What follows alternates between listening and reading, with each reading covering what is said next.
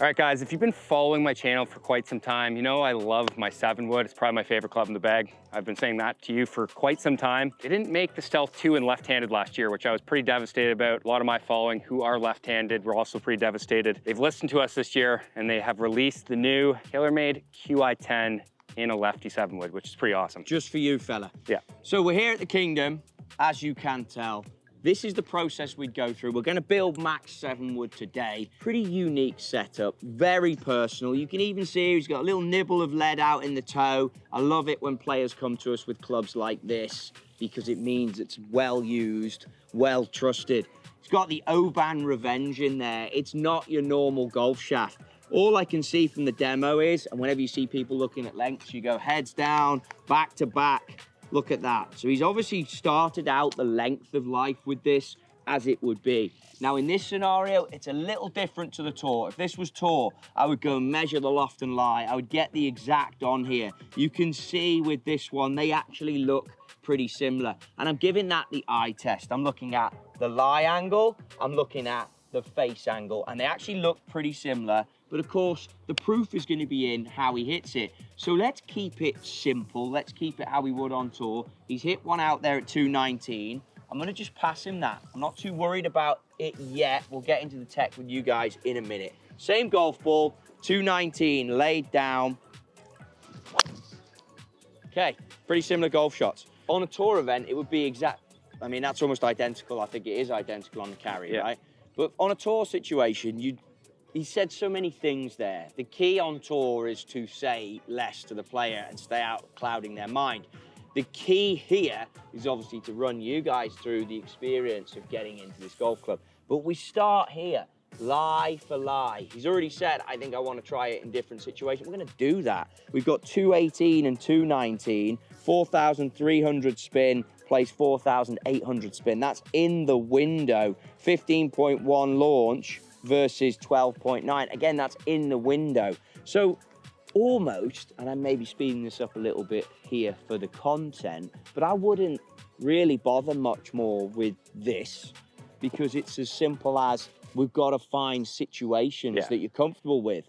So if we do get into the tech first, you can see on the bottom this, and you can feel it when you put your fingers over it, there are some little ridges, some little sort of curvatures. That's all the V-steel sole in this golf club. So Mac, put us in a divot or put us in a scenario to start out. Maybe if I go there, you talk us through the shot you'd want to see. Yeah, so for me, again, 7-wood is a club that I use. Is when I look down at a 7-wood, I can see a lot of the face, which essentially looks like I'm hitting a pitching wedge with a longer shaft. Yeah. That's why I like it as a confidence thing. I think a lot of players could benefit from having a wood that you can see a little bit more face than a 3-wood. 3-woods are intimidating, 7-woods are not. So out of bad lies, downhills, rough, bunkers, wherever it is, it's a really easy club to kind of still get up in the air. So I still hit those 2 regular ones to start there. I want this launch to be pretty similar out of this divot still. That's kind of what I'm looking for. Okay, lovely. So you can see the turf interaction, you could hear it hit very well. I was just looking at attack angle was -4 on the shot prior. On that shot, it was -3. So he's been able to deliver, carry 219. We've moved, I mean, that's impressive. We've moved 2 yards from where we started. So he's been able to deliver what he wants. I did use the launch monitor, the full swing there, to give me that feedback. But now, I mean, I'm reassured, I'm guaranteed on everything. That was great and a good demonstration of what you'd expect. So let's go again. This might be somewhere I'm sure you'd use 7-wood, right? Yeah, so down slopes, rough. I find out of like thicker rough, and you see a lot of guys on the PGA Tour, US Open, these majors that have longer, more penile rough, they are using more lofted woods. You see a lot with Tommy Fleetwood, these guys on tour. So it's another place I really, really like it, more than like, say, a 4-iron or something. Again, thick hit, great hit. That's a cracking result if you're going on that. Next place we got to go with this, I think we should look in the trap and we should have a look. Come down here, take a look. Numbers now become irrelevant. You're fitting now with your eyes. So if we throw them in from here, and that'll give us, that might be a little tight to the lip. Let's go more to the back. No, I like it. Also tight. You can hit a big fade out of there. So one thing before we get going, and let's talk about it, and there's a lot said about golf shafts. Obviously, I've given you an extremely popular golf shaft there in the Kingdom. I'm seeing nothing as a fitter that should move me off that. This is quite a unicorn, not as popular as it used to be a few years ago. It's quite a rare golf shaft. What are you feeling shaft-wise? Because numbers, you're giving exactly the same. I manipulate the club face so much that a lot of times shaft is irrelevant. Like you said, I think it's relevant for a lot of people, but for me, it's more of a feel thing. Yeah. So as long as it feels kind of relatively the same, then I can normally kind of find a way to make it work. Okay. And enjoy it. But honestly, I'm not noticing a ton of difference with this. Now there's the keys. If you're fitting and you're picking up on this, I don't want you to walk in there and dive into Pandora's box. If someone is saying, I'm not feeling a lot of difference in this, and you get one shot with them, if you're a fitter out there watching this, grab onto that, latch onto it, and have the confidence that this is gonna work.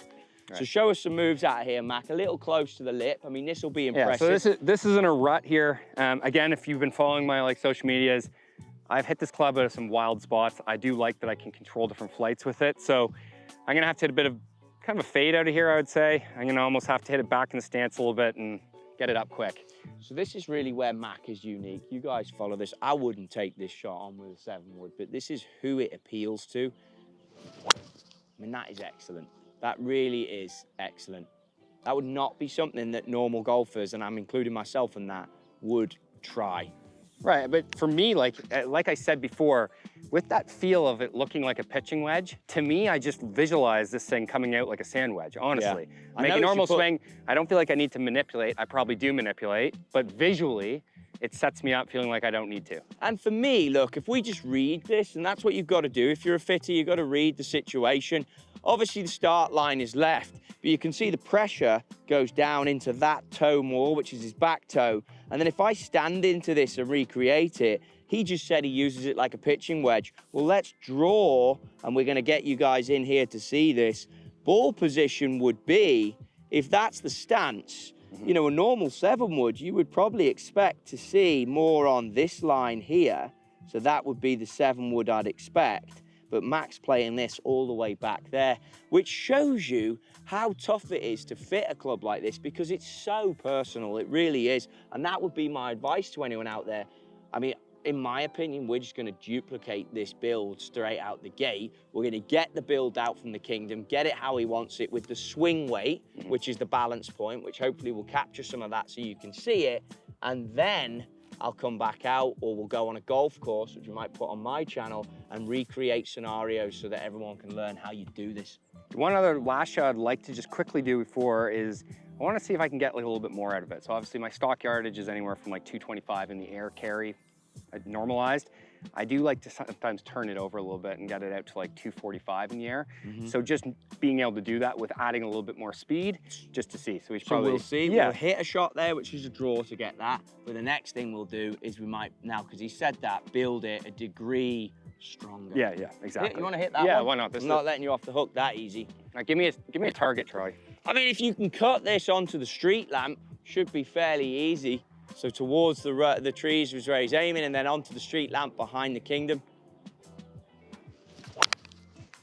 Good golf shot. Good job. And just the height, well demonstrated. Let's see if we can pinch a longer one out of this. I will say, go from there. They are kind of like cheating. They are. People laugh at me a lot because I use the 7-wood. You see it on tour, like tons of tour guys are using 7-woods. I know someone was experimenting with a 9-wood, so it's not uncommon now.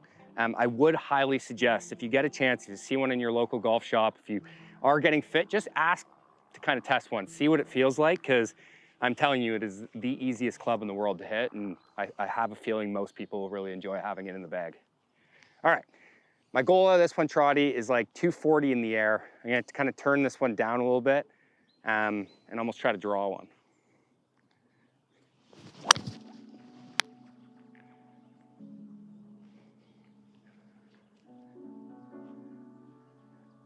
Yeah, so 240, pretty much, 238 in the air, which is what I want. Because I don't carry a 4-iron and I go from 5-iron all the way to like a 4-wood, I need that like versatility with it. I need it to go 220, I need it to go 210, I need it to go 240. I need a bunch of different numbers. I mean, proof's there. If you guys want to see that on the launch monitor, 238 was what he just hit there on the carry, and that is the exact, it's not normalized. That's a pretty awesome show. For me, why would I mess with that? That's almost fitting done. Let's see if we can get in there, do a build. And like I say, I'll cover some on-course scenarios where we give more of a general thing to this. But great job, mate. Yeah, that was Super awesome. easy. Thanks, Very Ray. good. So 41 3/4 on the 7-wood. I'm going to build this with a Ventus Blue TR 8X 1.75-inch tip. Disclaimer, anyone who's right-handed, which is obviously me, using the left-handed one, this is the most cockeyed backwards thing you can ever do in the tour department if you are a righty. All right, so what is this? What am I doing? I'm setting the lie angle.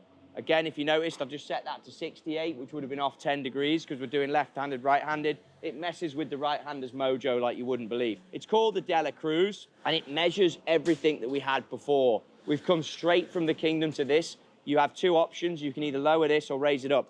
I'm going to tell you exactly what I'm trying to get after I've... How much wiggle room is there in bending woods? Bonded woods. Like, how, do you guys bend? Is that a common thing? If you're good at this and you've done it a long time, flatter, 3 to 3.5. Okay.